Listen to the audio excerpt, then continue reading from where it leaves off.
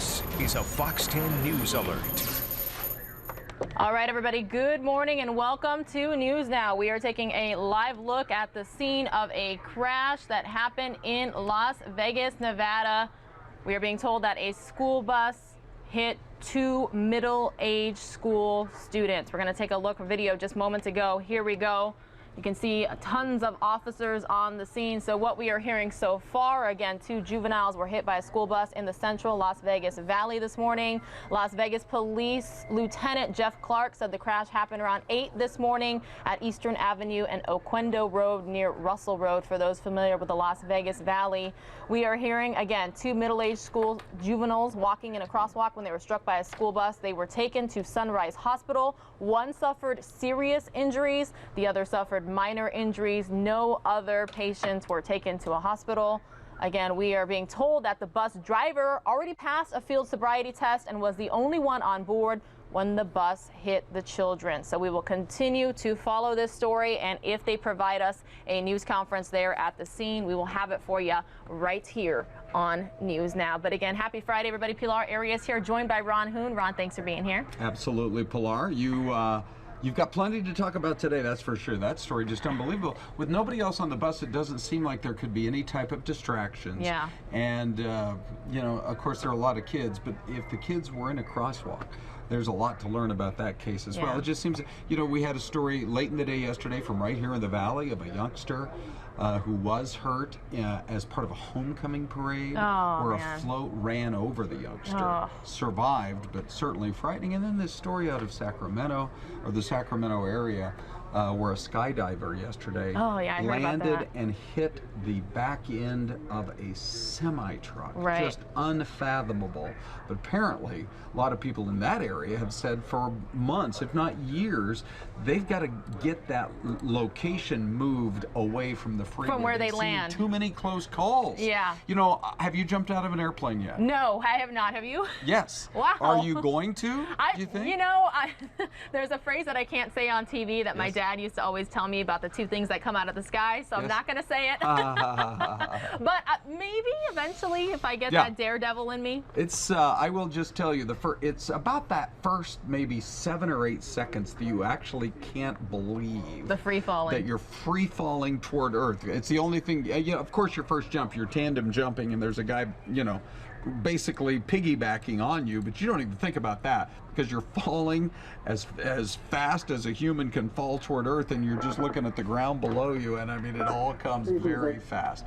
So it's adrenaline rush, and people do it every year by the thousands and thousands, and there's never a problem. Yeah. But every once in a while you run into a case like this, and boy, I don't know. Well, I guess they'll have to take a look at whether or not that really is the right location to be in. Yeah, Ron, I just said this at the end of AZAM on Fox 10. No.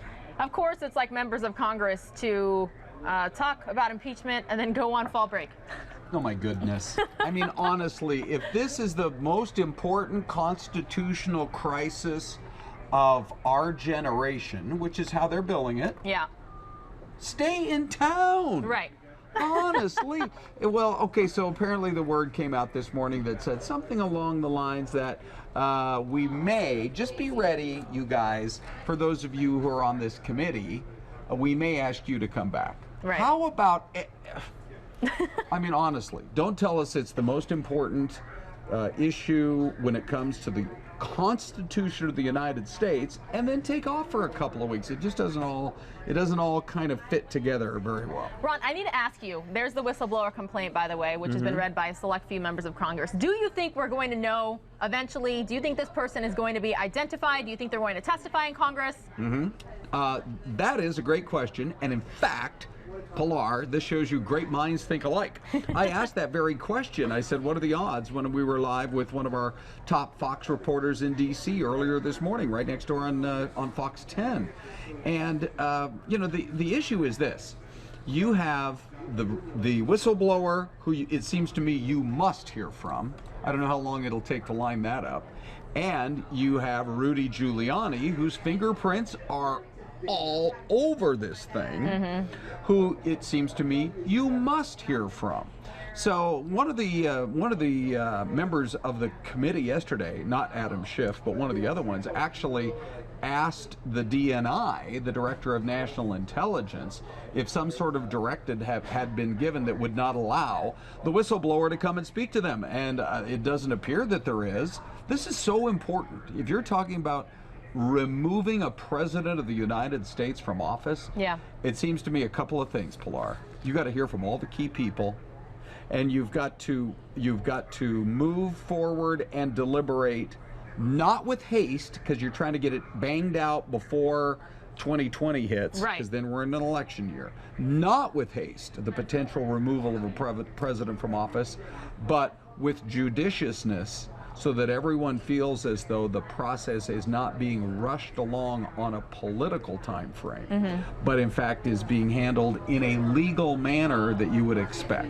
Yeah, so there's a reason why we're showing the president's tweets, and Adam Schiff, in a blast of tweets this morning, the president is now calling for the resignation of Congressman Adam Schiff, saying the chairman of the House Intel Committee lied to Congress when he recited what Schiff later called a parody version of the president's call. That call, by the way, we were playing on air both on Fox 10 Extra and on Fox 10 in regards to, I believe it was the LA Times that got that audio. Well, now, so you got a couple of different things. LA Times got a hold of the audio of President Trump saying we need to be more harsh in our treatment of people who he basically is viewing this person as a spy, but the DNI doesn't buy that. The DNI says, no, I think he was operating fully in good faith. So that's number one. But it's this whole complaint about Adam Schiff making up a conversation that he almost tried to make it seem like he was, reworking the conversation to play up his kind of political viewpoint. And it wasn't until, Pilar, maybe 45 minutes in, that one of the other members of the committee said, hold on, I just got a text from somebody I know saying, did he make up that whole conversation? Talking about the chairman. I've never heard of anything like that before. This has got to be so serious, you can't joke around about it. You can't try to make it a little bit of comedy or a little bit of parody or anything like that. I mean, would they do that at the Supreme Court? Yeah. That's how I view the members of the House Intelligence and the House Judiciary Committee. Yeah. You are sitting in judgment of a president of the United States who you may choose to remove from office, at least impeach. Right. Then it's up to the Senate. It's just so serious. I thought that was really surprising that he decided to do that. All eyes are in Washington, regardless, and they will continue to be, even though they are going to break for 2 weeks, is what I'm hearing. All eyes are on Washington, except for all the members of Congress who were taken off on their vacations.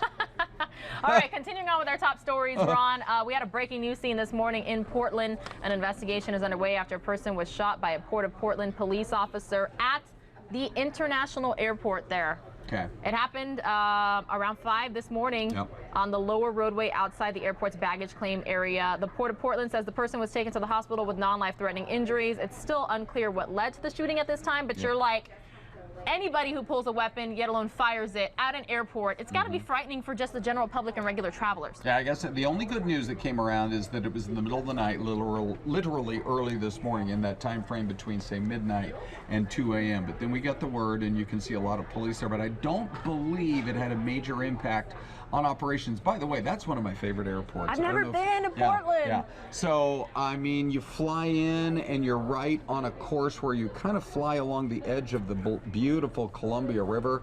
You land, and it's not so big, frankly, like a lot of the other airports that have 90 gates or 120 gates or whatever. To me, it feels like it's just the right size of airport where you can get around pretty quickly. Everything seems to be right there. I love that airport, the Portland airport. Too bad that they're having to deal with this. It looks like the person will survive, but something wasn't right. Yeah. There was something going on there early this morning where an officer felt threatened enough that that officer opened fire in Portland. Ron, new right now, right here on News Now, a reporter from a local station there on the scene, and I'm gonna play it. Right now, police have this section outside of baggage claim blocked off to traffic. and the Port of Portland Command Center bus just recently arrived. They've been out here for about 2 hours now for this investigation. Here's what we know. A spokesperson for the Port of Portland says the shooting happened outside of baggage claim in this area. The call came in at 5:23 a.m. We're told a Port of Portland police officer shot one person. That person has been taken to the hospital with non-life-threatening injuries. As of right now, we still don't know exactly what led up to the gunfire, but back here live, you can see the lower roadway for arrivals is still closed to traffic. Cars are being detoured to the upper roadway. And as you can see here live, there are people walking into the airport. That's because no flights arriving or departing have been impacted by this incident. But of course, we're working to get more details, and we'll bring those to you as soon as they come in. But for now, reporting live from the Portland International Airport, Amber Wilmarth. Good day, Oregon. All right, so that was earlier this morning there, and this is such a huge team effort here. News Now putting this on. You know, we've got the YouTube stream, we've got this 2-hour show on Fox 10 Extra, and it's thanks to all of our partners across the U.S.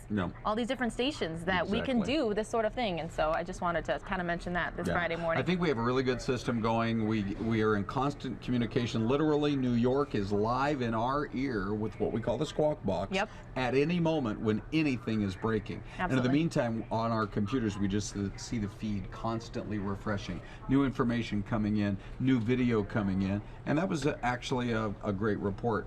But hopefully by the end of the day, we get all the answers as to what actually went wrong at the PDX. All right, Ron, this morning we also had some news in terms of Stephon Clark.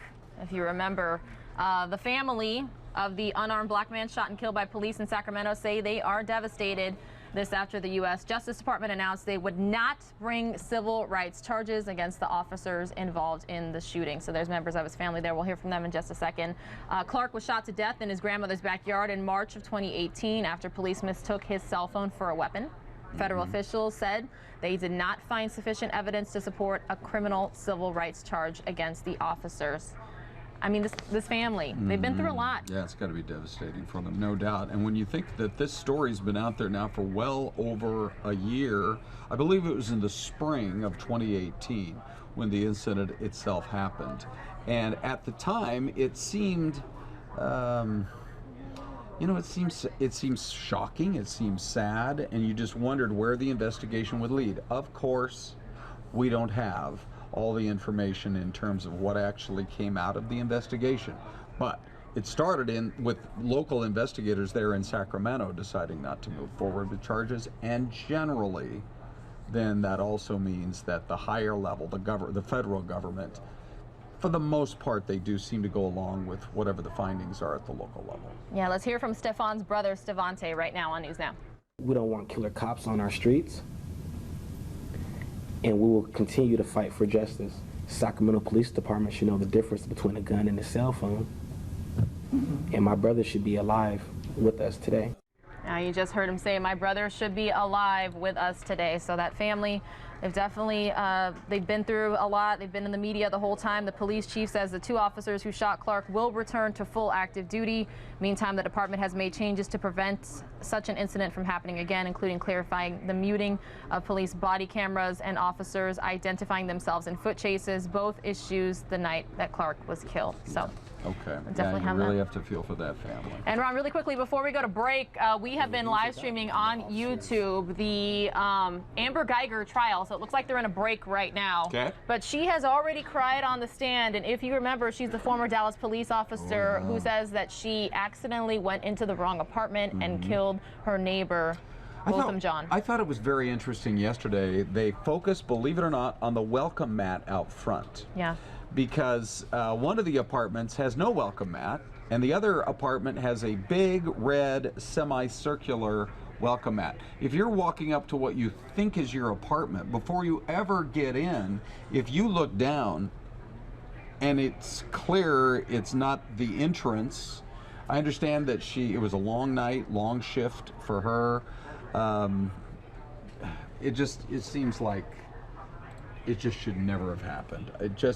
Now she's facing a murder charge, and she could be, my understanding is, at least we had said earlier, that they took the death penalty off the table because it was a case of mistaken identity, being in the wrong apartment, that they are still prosecuting, and there's the possibility of a life sentence, but that they took the death penalty itself off the table.